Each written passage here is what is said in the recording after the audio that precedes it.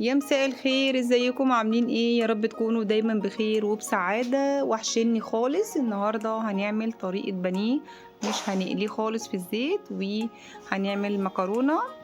بس لو اول مرة تشوفوا قناتي ما تنسوش تعملوا اشتراك ولايك وشير لو عجبك الفيديو.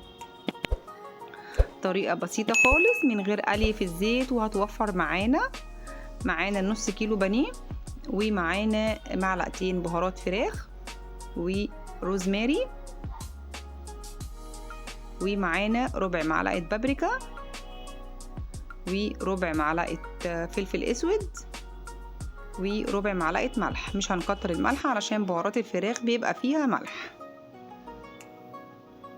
بس كده. وبعد كده هنحط بيضة، وهنحط كوباية زبادي صغيرة جدا. لو كوباية الزبادي بتاعتك كبيرة يبقى هنحط معلقتين بس.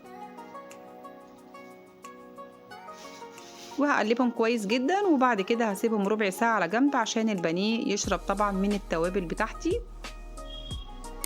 لو انا عايزه افرزنه هعمل نفس التتبيله ديت، وبعد كده هنزل بالفيجيتار واحط في اطباق اللي هي الفويل ديت، احط كيس وارجع احط بعد ما خلاص شمعته بقى بالفيجيتار او بالبقسماط بتاعي.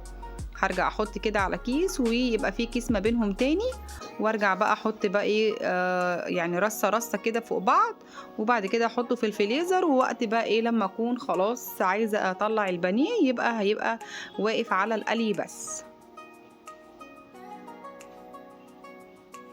بس كده.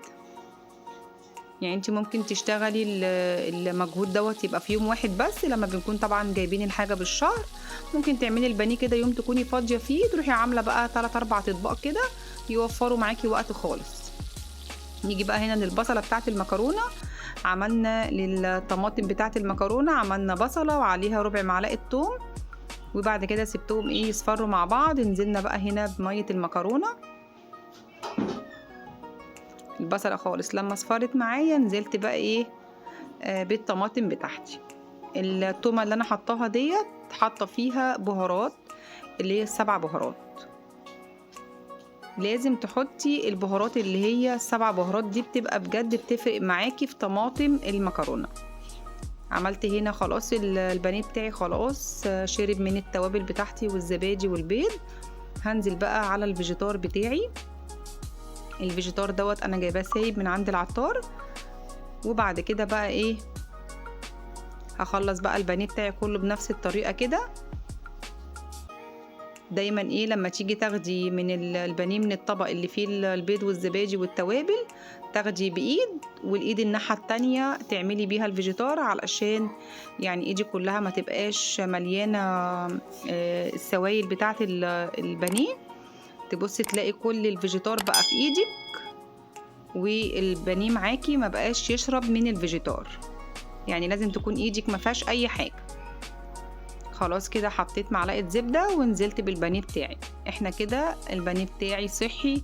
وطبعا لو انت حابه تعمليه يعني هتعمليه مثلا نظام رجيم او حاجه بنفس الطريقه ديت. اما عندك الزبده يبقى معلقتين زيت كده وادهنهم بالفرشه، وبعد كده هنزل بالبانيه بتاعي. وبعد كده احط بقى على مناديل ورق، مناديل مطبخ يعني.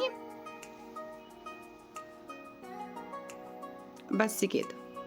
الطماطم بتاعتنا هيت على النار. بصوا التسبيكه شكلها يفتح النفس ازاي. حطينا ربع معلقه سكر، وبعد كده حطينا نص معلقه ملح، وربع معلقه فلفل اسود.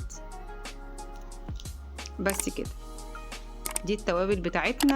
حطينا في الطماطم، حطينا مكعب ماجي، حطينا في التومه 7 بهارات، وحطينا فلفل اسود وربع معلقه سكر عشان الحموضه، وحطينا نص معلقه ملح. بس كده.